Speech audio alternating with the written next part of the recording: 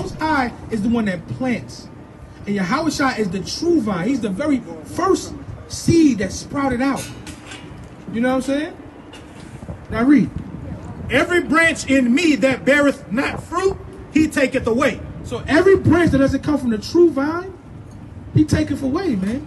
If you're not going after righteousness, if you're not going after truth, if you're not following what the husbandman or what the gardener has planned for you to be, he take it out. He moving you out of there.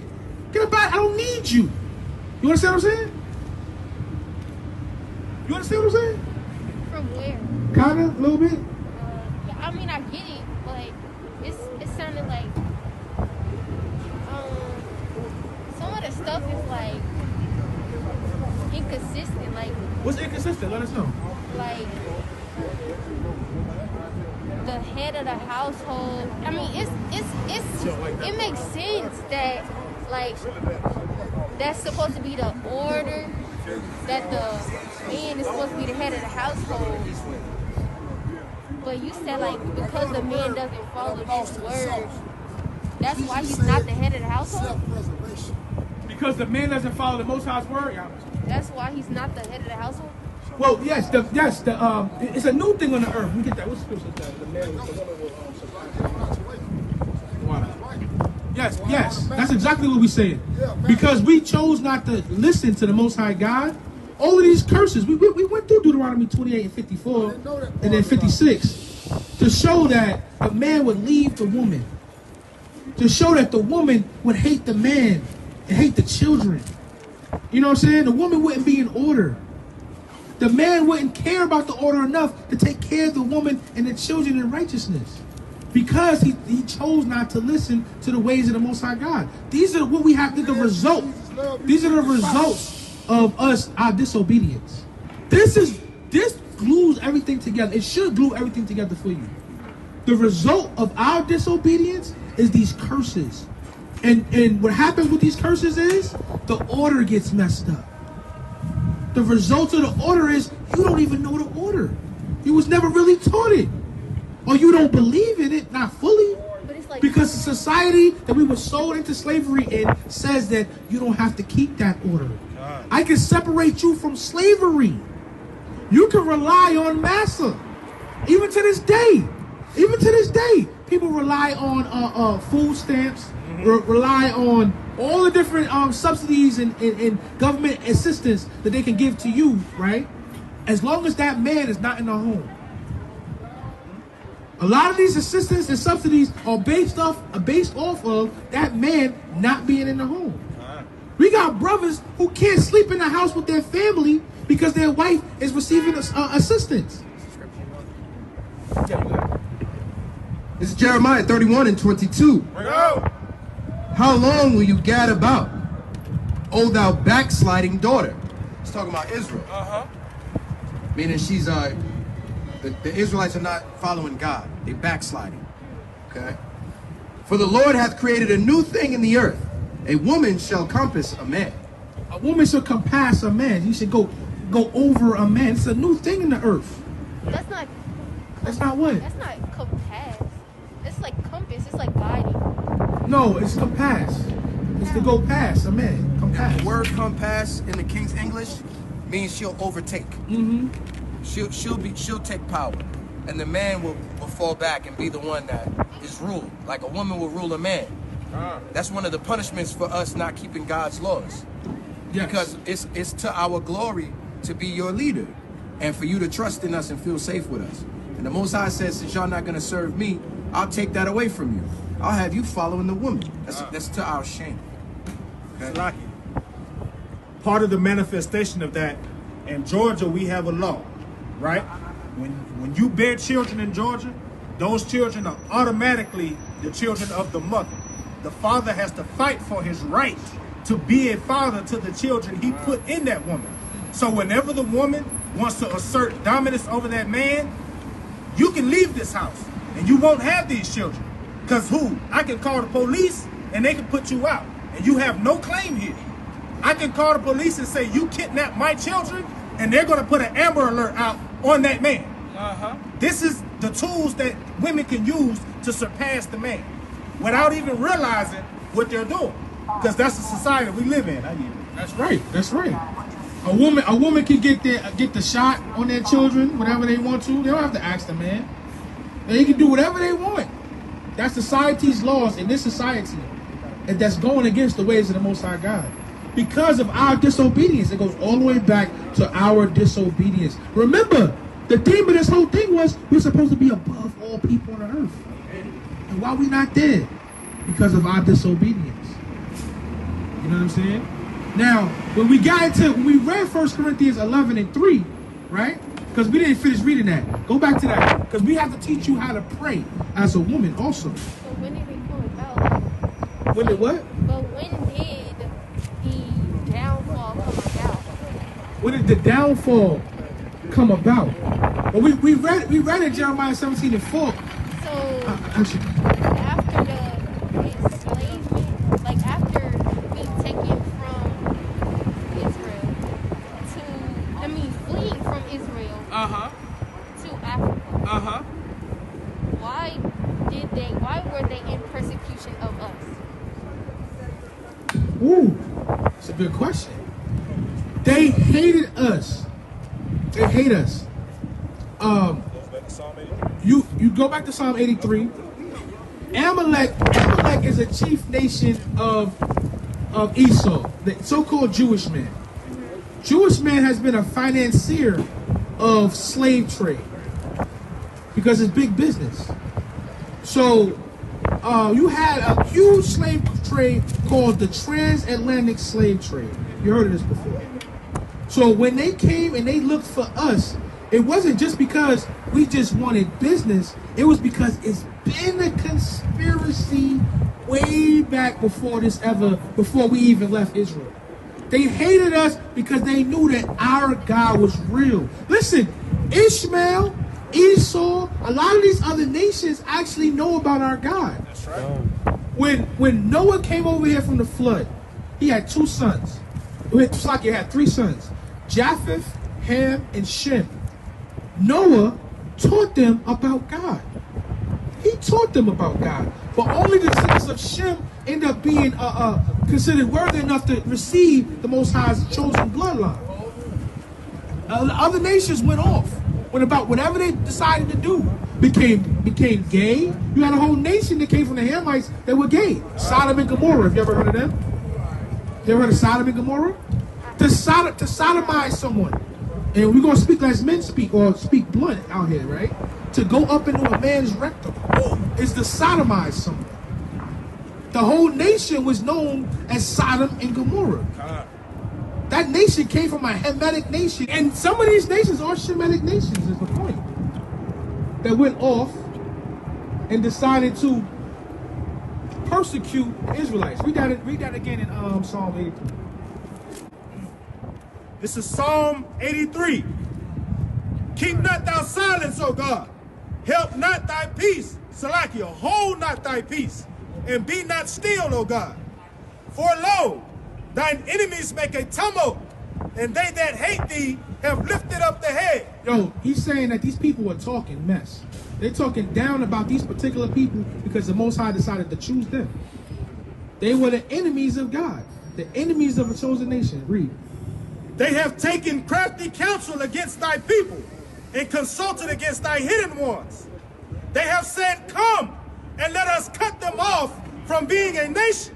And that's the thing. They wanted to cut them off, these particular people, from being a nation because they know they are God's chosen people. Right. We read the scriptures in Amos. We read the scriptures in Amos in Psalm 147. Now we read Amos and we read and Joel. We read Amos and Joel and showed you that the Most High has dwelt with Israel and no other nation. Remember that, right? Mm-hmm. Like he doesn't deal with no other nation. So these nations want to cut a specific nation, the nation of Israel, off from being a nation. Right? That the name of Israel may be no more in remembrance. They want to cut that out. But they got a nation right now called Israel. But them people in that nation are not Israel. That's right. So they cut us off so we don't remember who we are. That's the point right there. So you wondering why they came or why they wanted to hunt us? Because they always had hatred. Perpetual hatred against us. Perpetual hatred against God. Because God chose us. He didn't choose no other nation but us. So that's why they came and they came after us, man. Like I said, it wasn't just Esau. It wasn't just the Africans, but the Ishmaelites too. So The Arabics too. So y'all are preaching for people to remember.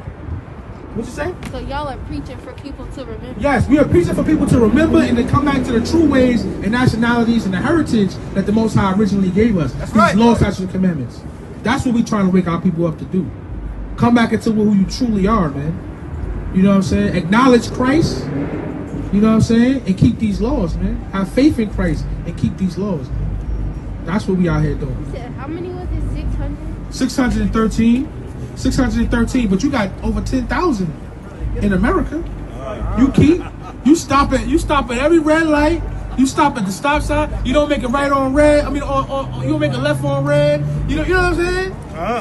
You can't park on this side of the street on this day on this out. You got laws up the yin yang. And is it like specific books that y'all read from? We read from the King James Bible. We take it from the 1611, which includes the Apocrypha, which you would call like the hidden books. Let me show you if I have mine. I got a precept out. This right here would be the 1611 Bible, which has both of these books in this Bible right here. And this right here is a hard read. So that's why we kind of read it separate. You talking about King's English when you was breaking out earlier? The compass or compass? Mm-hmm. This is a lot harder. Some brothers read it easy. Read it smooth, but some of us is learning. You can get another Bible like this with the Apocrypha in it, the Cambridge Bible. And it has them both in it. But going back to 1611, what happened was you had a Protestant Reformation. All of these churches out here today, the Baptists, the Episcopalian, the Methodists, all of them are Protestants. Because it was a Protestant Reformation. A dude named Martin Luther left the Catholic Church. And he nailed a referendum on the walls of the church. And they ended up taking out these books out of the Bible and push them to the side. And now all you have in most of the Bibles in the world, Shalom, is 66 books. But these books right here show you the captivity that we went into in Greece. They show you the wickedness of the Grecians and the white man, how they did us, how they killed us and slaughtered us, how they raped us, how we was told that we couldn't even keep our nationality or even be called a Jew. We couldn't even be called by our nationality or keep the laws. We couldn't keep Sabbath days. We couldn't keep new moons. You know what I'm saying? They violated our altars and our temples. They violated our women and our children. Man, they hung women's babies around their necks and made them walk through the streets and then kicked them off of cliffs. Man, yo, they took young Israelite men and cut their skin and boiled them to death. They did all types of atrocities they did to this nation. But this book talks about it. This book even talks about this guy right here. Prophecies of the guy they called Jesus. Those are the books that they took out? Yeah. This is prophecies of a guy who you might call Jesus today. It's in this book. What precept you have? Baruch 2. Yeah. It's the book of Baruch, chapter 2, and verse 30. For I knew that they would not hear me, because it is a stiff-necked people. Yeah, we are stiff-necked people, and the Most High knew that we wouldn't hear him. We knew that. He knew he was going to have to go into this captivity because he chose us because we are a stiff-necked. It's crazy. The Most High is not going to choose a person who's going to listen to exactly what I say because he don't have the chance to show his power and strength. Yo, the Most High hardened Pharaoh's heart when he was in Egypt just so he could show his strength and power. Read. But in the land of their captivities, they shall remember themselves. In the land of their captivities, after you disobey and you go into captivity, you shall remember yourself. And shall know that I am the Lord their God. Their specific again to meaning just that nobody else is. For I will give them a heart and ears to hear, and they shall praise me in the land of their captivity. And that's what we're trying to do right now. We want to praise the true and living God in the land of our captivities. We realize that we're still in our captivity. We've never been released. We've never been released to go back home. We've never been given any kind of amends for being in our captivity, for them taking us. They forced us for slavery for hundreds of years, for free labor, and didn't give us anything. That's not righteous. But this is what we doing. It's like you. And think upon my name, and return from their stiff neck and from their wicked deeds. For they shall remember the way of their fathers. And that's what we're doing. We try to remember the way of our fathers. That's what we're teaching our people to do. Remember the way of our fathers. Remember. So that we can practice these laws here. Yes. So we practice these laws here because it will become a time where we have to go into. Damn, that's a lot. We have to go into the wilderness again. It's actually right here. We have to go into the wilderness again where we was in before. Go ahead, Rick. I'm going to take it back a little bit. For they shall remember the way of their fathers, which sinned before the Lord. And I will bring them again into the land which I promised with an oath unto their fathers. That's right. Abraham, Isaac, and Jacob. And they shall be lords of it. And I will increase them, and they shall not be diminished. So what you was just saying, or what Adam was just explaining to you, we have to learn this here. We have to practice this here, because he's going to come and give us what we're promised. But the thing is, Sakari on the seas. the thing is, once he come and bring us back to that land, playtime is over. There's no more grace period to let me wild out a little bit and then come back to the Lord. No, it's going to be destruction at that point. Yeah, so that's why we got to practice it now, so we can get it perfect when we get what we promised. That's right. We got to pass underneath the rod in the wilderness again. I mean, it's pass underneath the law, statutes, and commandments again. These laws, if you violate the law, statutes, and commandments, you get death. What's like here? Some laws call for death. Some laws, call for other kind of recompense, so you have to pay a certain type of thing. You steal, you got to pay a double fold or something like that. You got to make a recompense for it. But if you commit adultery, you get put to death. You know what I'm saying? If you are a murderer, you get put to death. You know what I'm saying? If you are idolater, you get put to death. You can't work on a Sabbath day. You can't work. You get found working on the Sabbath day, you get put to death. This is passed underneath the rod. This is why we gotta practice keeping these laws now. So if you have a true fear of God, true fear of the Most High, you know that there's gonna be a day to come, right? That we're gonna have to pass back underneath the laws for real. Right now we're under grace. This is a period of grace, a time period for you to get right. But when that time comes, you have no more time period, like the brother just said. It's like you get right or you get left, right where you at. But you just don't know when the time will come. Nah, you don't know when that time's gonna come. It's like a thief in the night. Yeah. Anytime he can crack the sky any moment. So we have no time to play. Go to Sirach 5 and 7.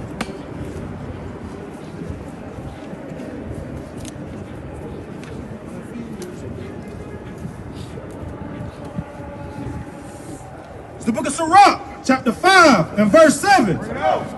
Make no tarrying to turn to the Lord. Don't wait, man. Don't wait to turn to the Most High.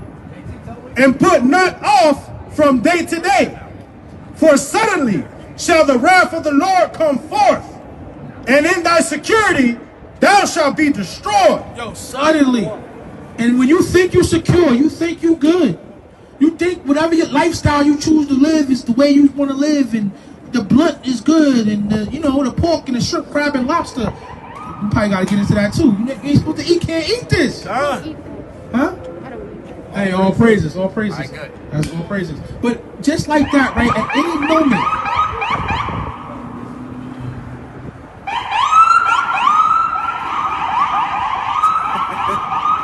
read that part you just read again. And in thy security thou shalt be destroyed and perish in the day of vengeance. In the day of vengeance, because the Most High will have vengeance on this earth, man, on this planet, and on everybody that's done the Israelites wrong, man. He's going to have vengeance. And the Israelites who's gone off from his ways, man, they're gonna get dealt with also. 2/3 of our people gotta go, man. See that in Zechariah? We were just looking at that. 2/3 of our own people gotta go. Because they knuckleheads, man. They just can't get right. The Most High's gonna burn them up too.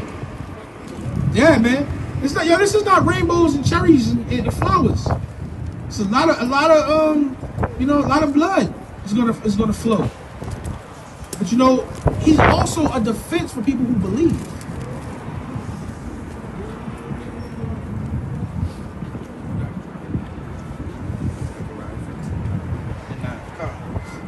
It's the book of Zechariah, chapter 13 and verse 9. And I will bring the third part through the fire. Salakia. The book of Zechariah, chapter 13 and verse 8. And it shall come to pass that in all the land, saith the Lord, 2 parts therein shall be cut off and die. Through all the land, 2 parts therein will be cut off and they're gonna die, man. That's right. But the third shall be left therein. So it's gonna be 2/3, man. And 2 parts are gonna die. You're gonna have 1/3 that's gonna actually survive this. And I will bring the third part through the fire. They're gonna go through hell. They're gonna go through torment, tribulation, everything that they're gonna have to go through. They're gonna go through it. They're gonna be refined and made better after going through this thing, man. Because they're gonna actually be the Most High's chosen at the end of the day. And will refine them as silver is refined. Refine to make them valuable to Him. And will try them as gold is tried. Try them as gold. When you try someone, when you try gold and you refine silver, what you do is you remove impurities out of them. You remove flaws out of them. You make them worth more and more.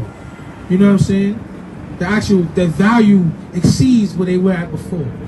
This is what we have to do when we come back to the ways of the Most High God and we endure everything that we got to endure and go through. We taught this lesson this morning on Bible study, enduring to the end. You know what I'm saying? That fire is going to come in your life, even in this truth, believing in God. You know what I'm saying? But you got to endure. Go ahead. They shall call on my name, and I will hear them. That's when the Most High will hear you again. After you've been refined.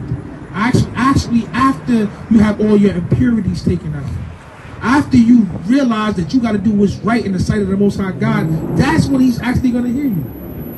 I will say, it is my people. And they shall say, the Lord is my God. Most High said, this is my people. And the people's going to say, this is my God. All praise to the Most High.